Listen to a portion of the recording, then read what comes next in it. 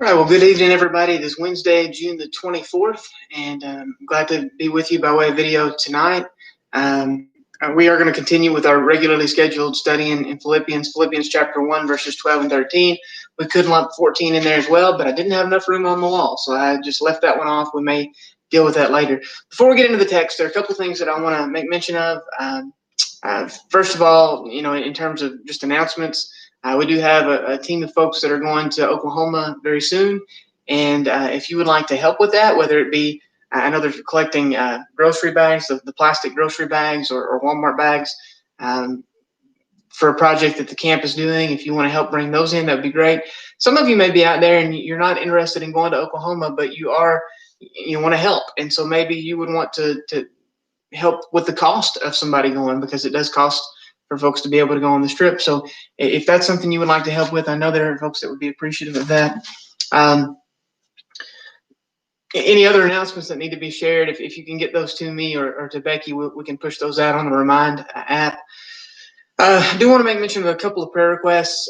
Most of you know that Robin has been to the doctor in Vanderbilt, and I know she got back some information that was promising, that was good news.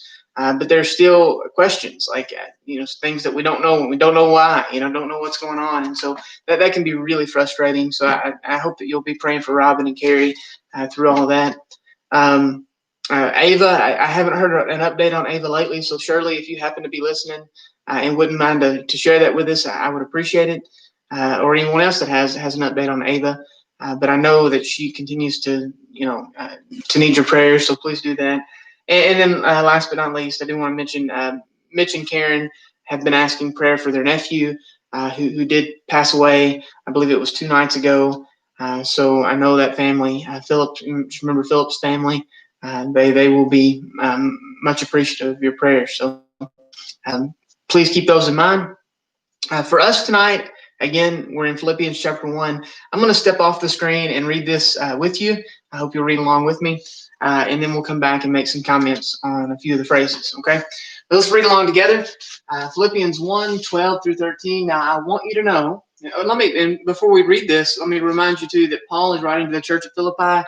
At this point, he's just finished telling them how he's praying for them. He's letting them know exactly what his prayer is for them. And so after the prayer, he comes into this text that we're reading now. Now, I want you to know, brothers, that what has happened to me has actually resulted in the advance of the gospel, so that it has become known throughout the whole imperial guard and to everyone else that my imprisonment is in the cause of Christ. So, again, immediately following this lovely prayer that he prayed for them, he tells them this. And so the first thing that we have to establish is, he said, I want you to know what has happened. Well, what has happened to him? That's a big question. What exactly has happened to him? Well, he tells us down here, imprisonment has happened to him, right?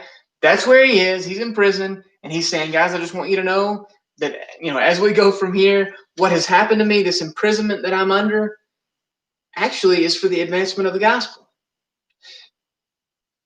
And that is not the story, that is not the story, certainly in this century in the United States, that anybody wants to tell. You don't have to look far. You turn on television and you watch some minister on television, not all of them, but so many of them. This is not what they're going to tell you, that following Jesus could lead you to prison, right? They'll tell you how following Jesus can keep you out of prison. They'll tell you how following Jesus can make your life easier or better in some way. And we refer to that. We have that. That's called the prosperity gospel. And it's really a dangerous thing. I think it's one of the most pervasive issues that we have in church culture today. And let me just say, I don't obviously get any money out of this, but I did happen to notice the other day a program called American Gospel, I think is what it's called. But it does a remarkable job. I haven't seen all of it yet. I've seen about half of it. It does a remarkable job kind of putting the prosperity gospel in its place. And that is not Christianity. That's just complete perversion of what it means to follow Christ. And you may like some of those preachers, and some of them are really good speakers and far better than I'll ever be. But the message matters, and so it is The message of the prosperity gospel is totally contrary to what Paul is talking about right here. He says that following Christ has actually led to or resulted in the advance of the gospel. Okay? And then he goes on to say how. Well, how, Paul? How has you being in jail advanced the gospel? How is that even possible? And he goes on to tell us, he says, so that it has become known throughout the whole imperial guard. Now, we don't know exactly what the whole imperial guard would consist of. Now, certainly the prison, but very, very likely, part of, the Roman, it says imperial guard, so I'm thinking close to the emperor. Maybe I'm misreading that. But he goes on then after that and says, and to everyone else. So, it's broad. It's absolutely broad, the reach that he's had. And part of it is because, think about, there are certainly people that Paul would never have come in contact with had he not been in prison. But think about the influence of some of those people. We know that, Paul met with Festus and Felix. These were, governors and procurators in Rome. He met with King Agrippa. He met with, so many high-level officials, influential people. And why did they want to hear from him? Think about it. Because Paul, perhaps the officials wouldn't have been so interested in Paul if he, was trying to get out of, his imprisonment or trying to get out of, his punishment. But in Paul's case, he's willing to take the punishment for this man Christ, right? He says, for the cause of Christ. So I tend to believe that some of those officials were just impressed with the idea that a man is willing to give his life for this Christ. And if a man is willing to do that, then I want to hear what this man has to say. And that's why he ended up speaking to people like Felix and Festus and Agrippa. Again, the whole imperial guard. Everybody's interested in why he's willing to go to these lengths. Another part, and why, again, the reason why I think Paul is not surprised by all of this, Jesus taught over and over again how that, his followers were going to be, arrested, and they were going to stand before councils, and they were going to be beaten in the synagogues, and they were going to have to stand before kings and governors and give accounts. And so Paul is not at all surprised by what he is having to deal with. He expects this to be a part of it in ways that we don't usually, right? And he is very clear throughout his ministry that he doesn't have anything to sell regarding Jesus. He has something to proclaim regarding Jesus. And if that's the case, he doesn't have to make a sales pitch, and he's okay with, things not being, easy, right? Let me read you another passage in 2 Corinthians chapter 2, verse 17. Paul says this. He says, "For we are not like the many who market God's message for profit." Your version may say peddlers of the gospel, right? I think King James says corrupters of the gospel. We are not, he says, like so many that are marketing God's message for profit. On the contrary, we speak with sincerity in Christ as from God and for God. So Paul is saying here, and I think this is the big idea for tonight, that following Jesus is not always going to be easy. But Jesus is worth dying for. Jesus is worth going through what has happened, right? He's worth going through imprisonment.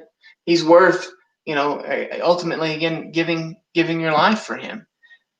But following Jesus is not necessarily easy. And it doesn't make everything in your life, easier and better because you say you're a Jesus follower. Things can get very difficult. And Paul is making it very clear as he, finishes saying this beautiful prayer, all the hopes and the dreams and the aspirations that he has for the church. And then he says, but keep in mind that even when the wheels fall off, God's still in control, and he can still use whatever you're going through for the advancement of his gospel. So take this, run with it for the rest of the week. We look forward to seeing you on Sunday morning. We want to continue to ask you, we had a big crowd. I don't know what the number was Sunday, but I want to ask you to, again, try to be conscious of social distancing.